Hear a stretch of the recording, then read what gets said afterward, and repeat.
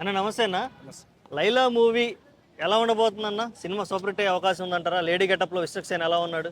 విశ్వ సింగ్ అంటేనే ఒక మెరుపు.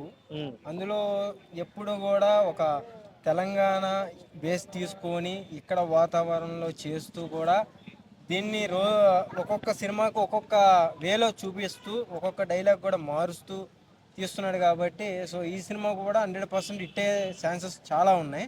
ఉమ్, ఇంకొకటి మెయిన్గా చెప్పుకోవాలనుకుంటే ఆయన అలా ఫ్యాన్స్ వచ్చినా సరే కలవకుండా ఆ, చాలా రోజులు బాధపడుతూ హ్యాపీ ఉన్నాడు. ఎందుకు ఆ బాధ ఎందుకు పడ్డాడో అని కూడా నేను చెప్తా. ఆ సినిమాలో ఏదైతే లేడీ గెటప్ వేసాడో అసలు న్యాచురల్, నిజంగా ఒక లేడీ చూసినట్టు మాకు అనిపించింది. అంత బాగా చేసాడంటే నిజంగా సినిమా కథ వేరేలాగా ఉంటుంది. ఏదో జనాలకు ఒక మెసేజ్, ఎందుకంటే మనోడు చేసే సినిమా ప్రతిది ఒక మెసేజ్ ఉంటుంది చివరిలో. సో ఇది కూడా ఒక మెసేజ్ ఉండే సినిమా అని నేను అనుకుంటున్నాను. రీసెంట్గా చూసినటువంటి అతని కెరీర్ కనుక చూసుకుంటే ఒక మంచి బ్లాక్ బస్టర్ అనేది అతను తగలట్లేదు.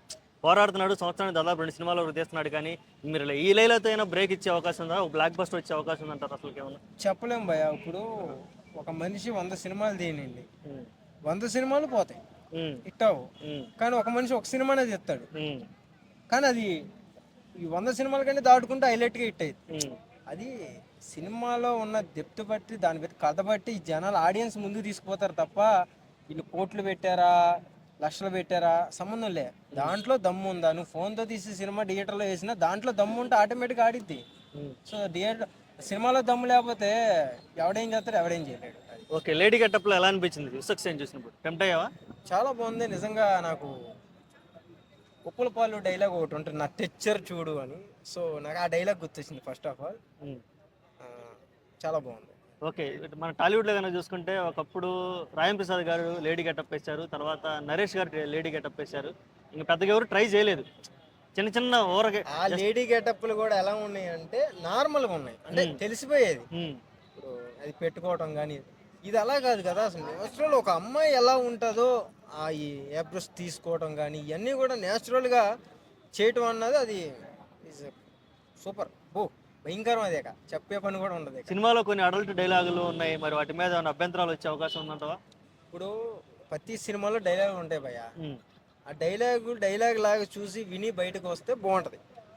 ఈ డైలాగ్ని తీసుకొని వెళ్ళిపోయి ఎవరో పోస్టర్ కింద పెట్టి ఎవరో వీడియో కింద పెట్టి ట్రోల్ చేస్తే అది ఎవరికో తగిలింది. ఓకే, చివరిగా ఈ సినిమాని బ్యాన్ చేస్తామని వైసీపీ వాళ్ళు అంటున్నారు. కొన్ని పరిణామాల వలన ఈ సినిమాకి మరి ఏమన్నా రిలీజ్ అయ్యే అవకాశం ఉందా, బ్యాన్ అయ్యే అవకాశం ఉందా? 100% రిలీజ్ అయ్యిద్ది, 100% థియేటర్లో ఆడిద్ది.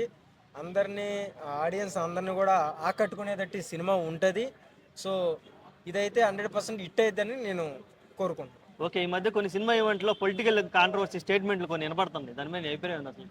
ఇప్పుడు చేతులకు మైక్ వస్తే 100 రకాలు మాట్లాడతారు, అవన్నీ మనం పట్టించుకోం. సో పట్టించుకున్న వాళ్ళు 1000 వీడియోలు దొరక్క ఈ ముక్కలు కట్ చేసుకొని వేసుకొని అది కూడా ఒక చిన్న ప్రమోషన్ అనుకుంటాం.